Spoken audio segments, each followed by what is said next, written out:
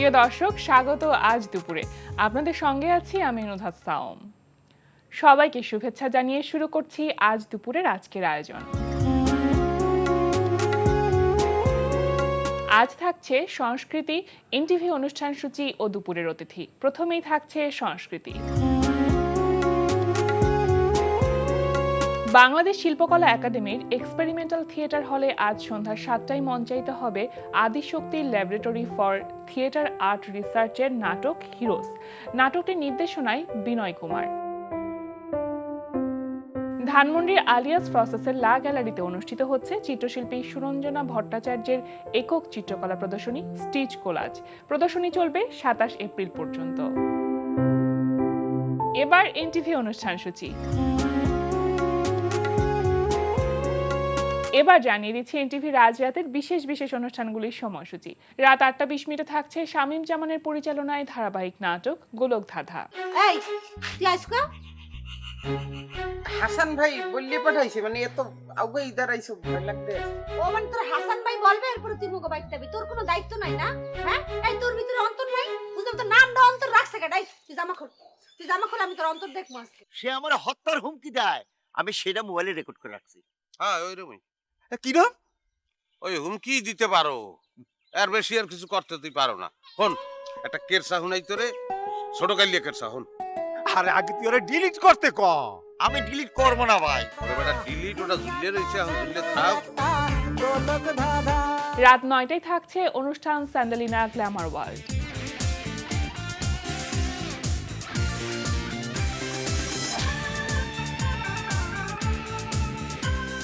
রাত 9:40 থাকছে সাগর জাহানের পরিচালনায় ধারাবাহিক নাটক ভালোবাসার অলিগলি। এই আপনাদের উদ্দেশ্য কি আসলে? কোন তো আপনারা কোন উদ্দেশ্য নিয়ে, কোন মিশন নিয়ে গ্রামের মধ্যে ঢুকছেন? আর এই যে আমার বদনাম করতেছেন। ভাই আপনি তো কোনো কথাই কইতে দিতেছেন না, তখন স্ট্যান্ড গানের মতো দাদা দাদাই করে মারতাছেন। আরে রাখেন মি আপনার কথা, স্ট্যান্ড গান লই আইছেন যা। 2 নম্বর আমার আম্মা তার সাথে আমার বিয়ে ঠিক করছিল, কিন্তু কিছু কিছু মানুষ আছে যারা আমার ভালো চায় না, তারা চায় আমি তাদের হয়ে থাকি। ওই মানুষগুলা উনাকে এমন এমন কথা বলছে, সে আর এই প্রেশারটা নিতে পারে নাই। আচ্ছা, তুমি কি শহীদ ভাইয়ের কথা কইতেছো?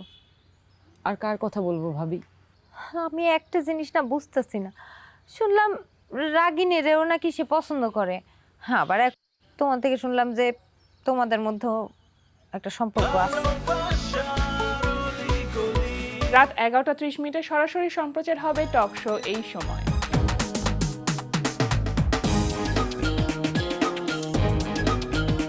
এই ছিল এনটিভি রাজরাতের বিশেষ বিশেষ অনুষ্ঠানগুলির সময়সূচি। এবার দুপুরের অতিথি।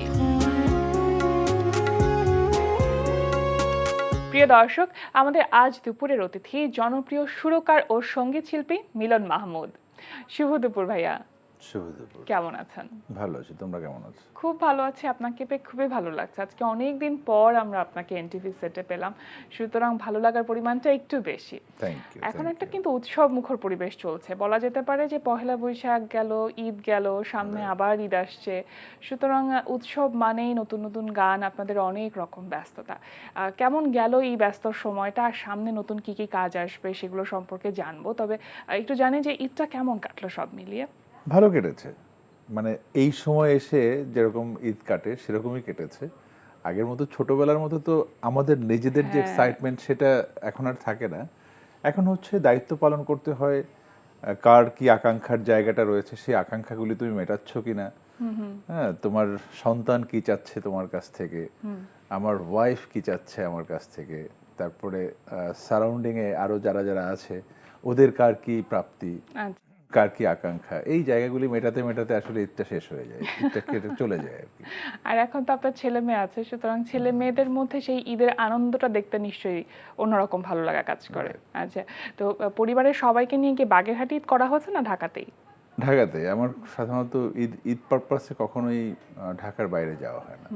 আর নতুন কাজ সম্পর্কে একটু জানবো, যে ঈদে নতুন কাজ বলতে? নতুন কাজ যেটা আমাদের একটা যৌথ প্রজেক্ট এসেছে, এটার নাম হচ্ছে টাকা দা পাপা সং। এটা কম্পোজিশন করেছে শোভন রয়, লিরিক লিখেছেন হচ্ছে প্রসেনজিৎ ওঝা, আর সুর করেছে বেলাল খান। অ্যাজ ওয়েল গেয়েছে, সেই সাথে আমিও গেয়েছি, তারপরে ডিজে মারুফ ছিল, আচ্ছা ও পারফর্ম করেছে, যে র্যাপ পার্টটা সেটা লিখেছে ও। এরকম কম্বাইন্ডলি একটা প্রজেক্ট এসেছে, আর এটার ভিডিও শুট করেছে হচ্ছে চন্দন রয় চৌধুরী। এটা তো বেশ বড় একটা প্রজেক্ট ছিল বলা যেতে পারে, আহ, টাকা দা পাপা পা। হ্যাঁ, তো সেই অনুযায়ী রেসপন্সটা কেমন পেয়েছেন? রেসপন্স সোফার ভালো। একটু ভিন্ন রকম কাজ হয়েছে কিন্তু, মানে যেহেতু হ্যাঁ, এটা আপনাদের আসলে সম্মিলিত একটা ঈদের সময়টাকে ঘিরে যেহেতু করা, so it's a satire song mainly. Satire song এর বিষয়টা হচ্ছে তুমি ফান মুডে কিছু সিরিয়াস নোটের কথা বলবে, জি এটা হচ্ছে স্যাটায়ার সং এর উপজীব্য বিষয়।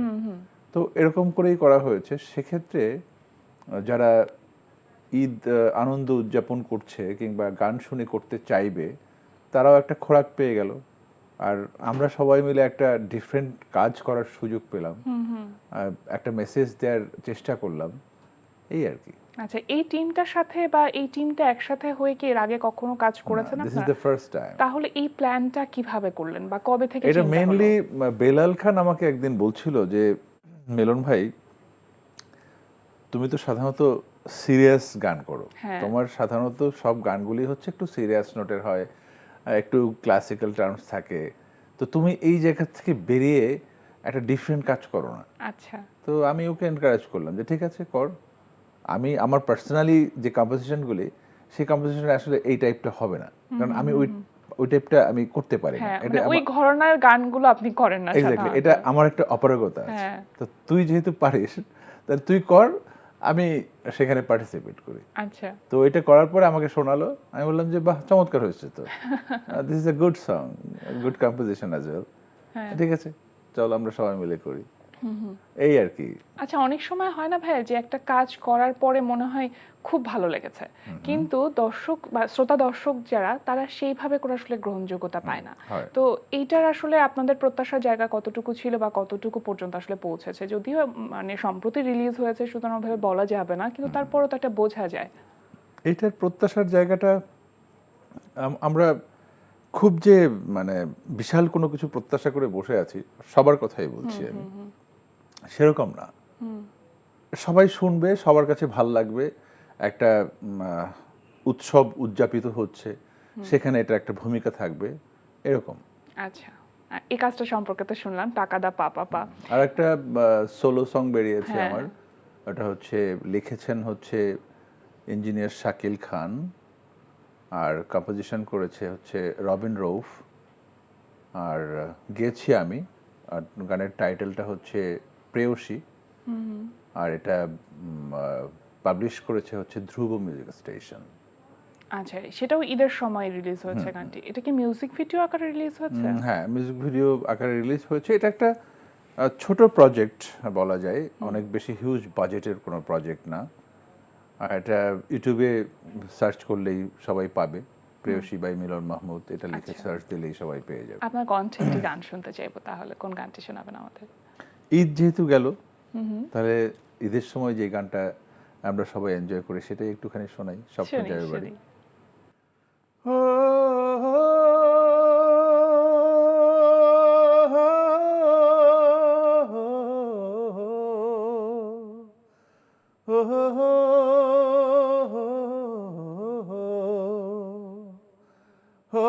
স্বপ্ন যাবে বাড়ি আমার, পথ দেব পারি তোমার, কাছে যাব ফিরে বারে বার,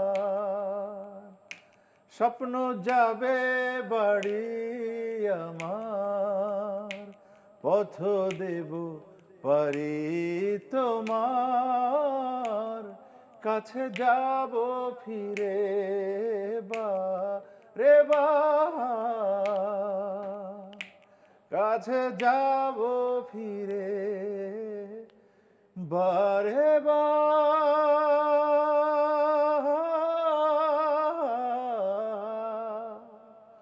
ও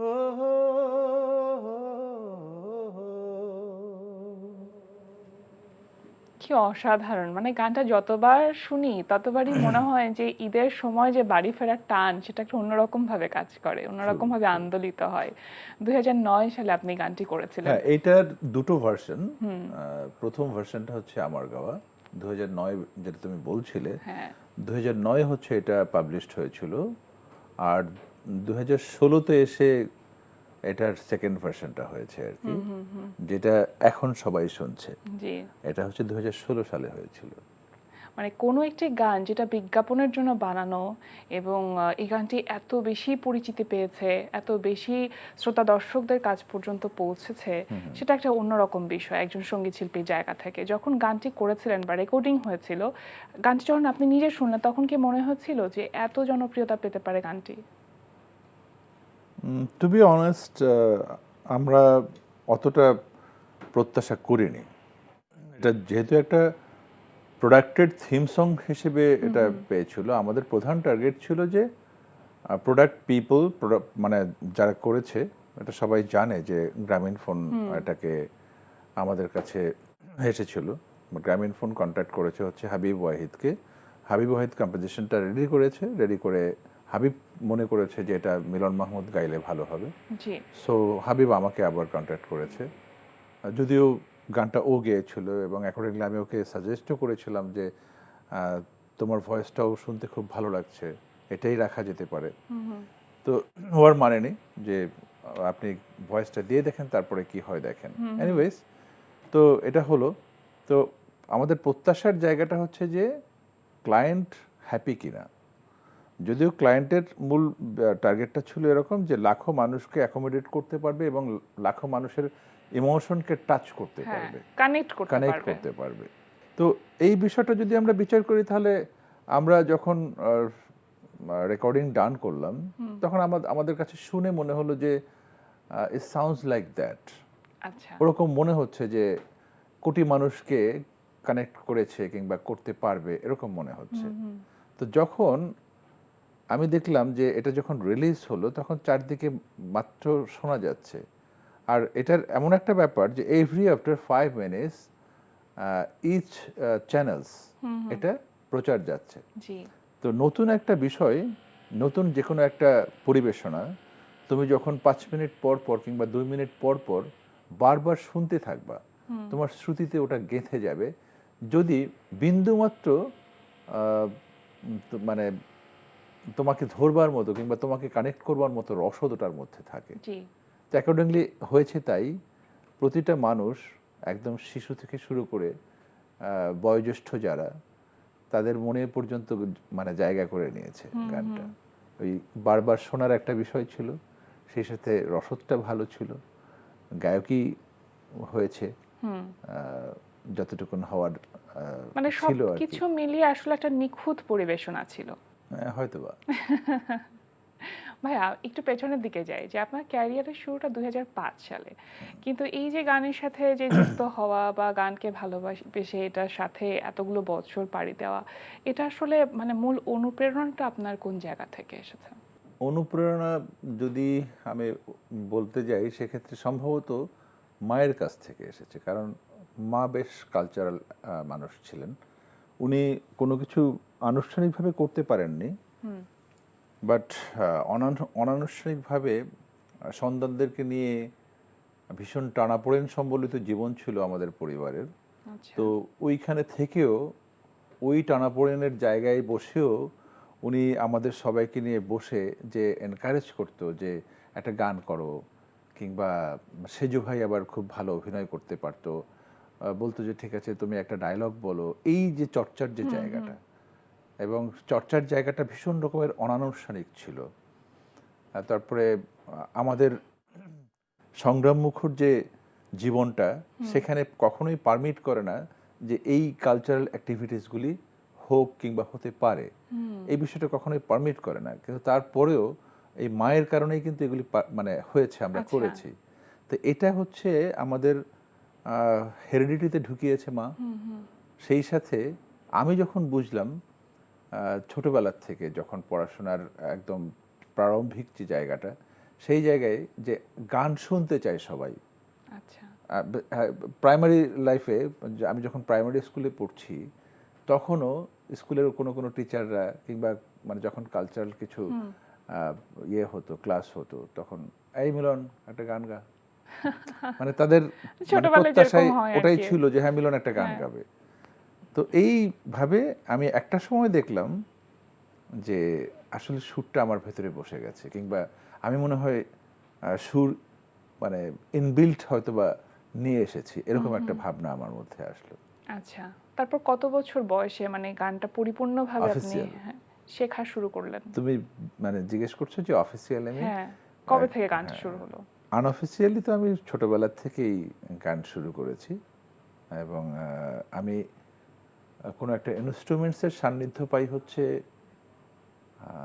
ক্লাস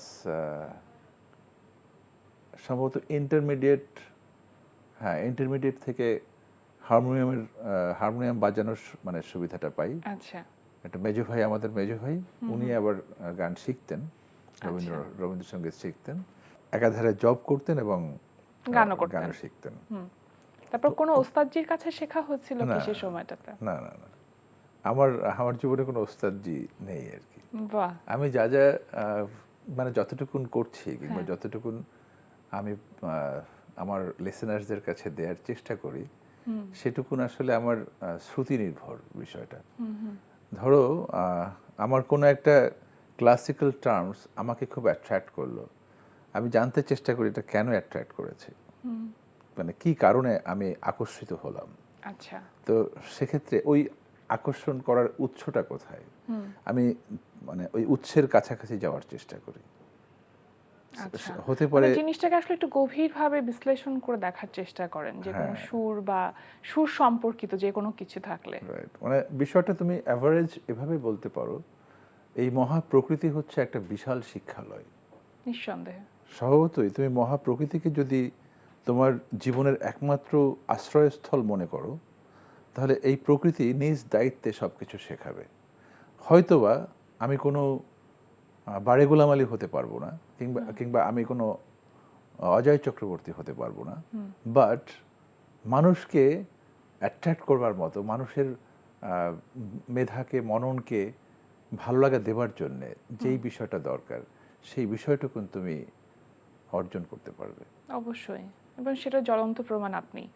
আচ্ছা, এই যে এতগুলো বছর গানের সাথে আপনার পথ চলা, যখন বাংলাদেশের মিউজিক ইন্ডাস্ট্রির সাথে কাজ করতে আসলেন, তখন কি মনে হয়েছে কোথাও যে নিজের যে কোথাও কোনো ওস্তাদজির কাছে তালিম না নেওয়া বা প্রাতিষ্ঠানিক কোনো শিক্ষা না থাকা গানের সাথে, সেইটা কোনোভাবে আপনার ক্যারিয়ারকে বাধাপ্রাপ্ত করছে? না, বিষয়টা মানে ওরকম করে মনে হয়নি। আমার যেটা মনে হয়েছে সেটা হচ্ছে যে আমার নিজের কাছে মনে হয়েছে যে আমি বাধাপ্রাপ্ত হচ্ছি। আচ্ছা, এটা মানে অমুক মাধ্যমে কাজ করতে গিয়ে আমি বাধাপ্রাপ্ত হয়েছি, বিষয়টা সেটা না। জি, যেমন ধরো, আমার খুব ইচ্ছে হয় যে আমি গোলাম আলীর কোনো গজল আমার কণ্ঠে ধারণ করি, কিংবা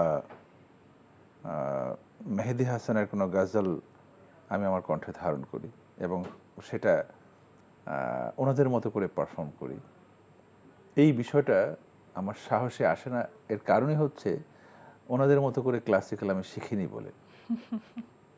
হ্যাঁ, তো তখন আমার মনে হয় যে আমি যদি এই অঙ্গনটা শিখতে পারতাম, তাহলে হয়তো বা আজকে খুব মুনশিয়ানার সাথে আমি কাজগুলি করতে পারতাম, গানগুলি গাইতে পারতাম। এটা আমার ভালো লাগবার জন্যে।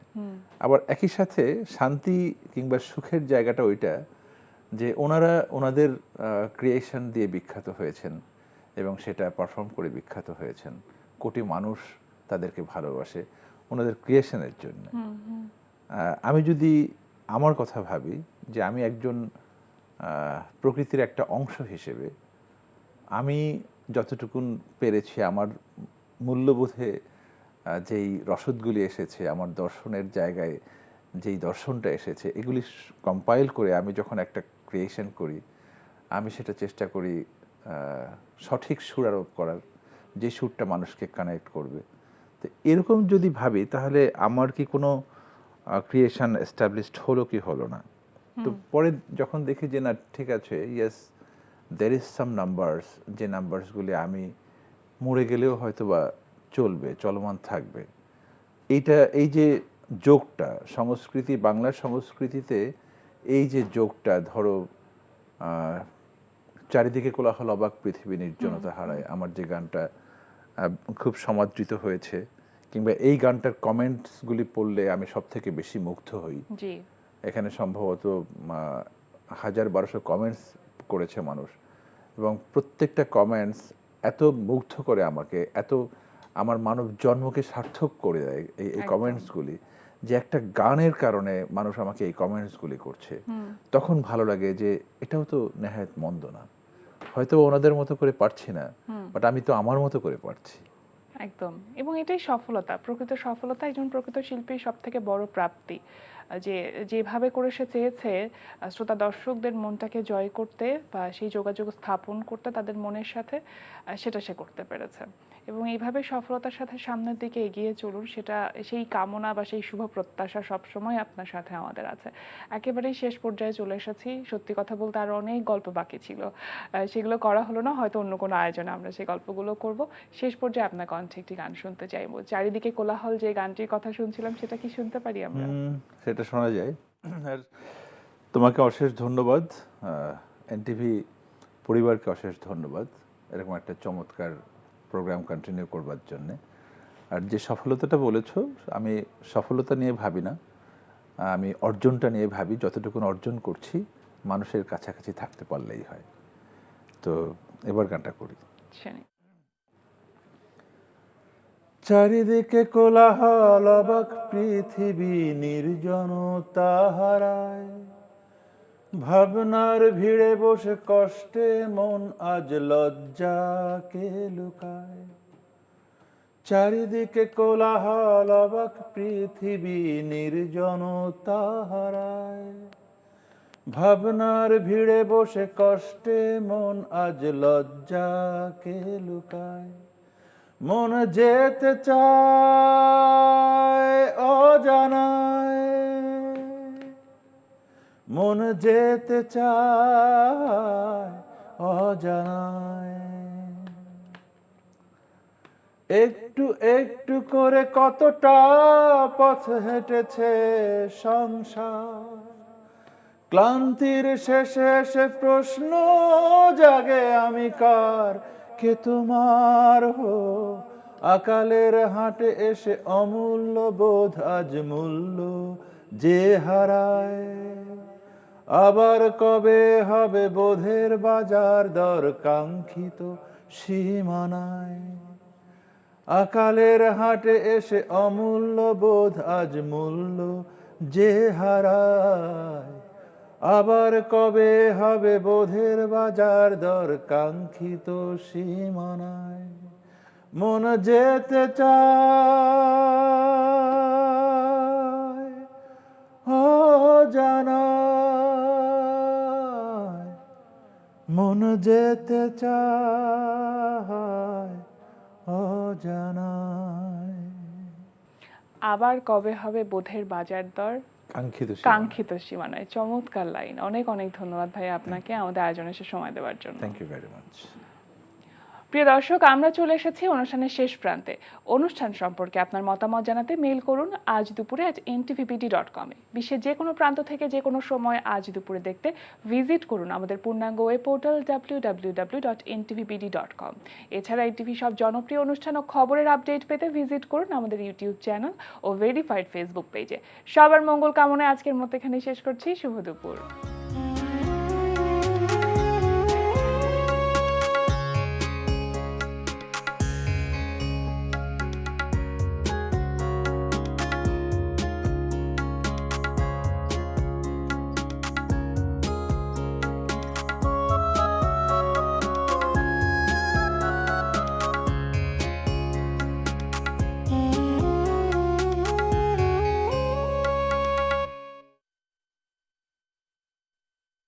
বিকাশে কম খরচে ক্যাশ আউটের লিমিট বেড়ে 50,000, প্রিয় এজেন্টও 2টা।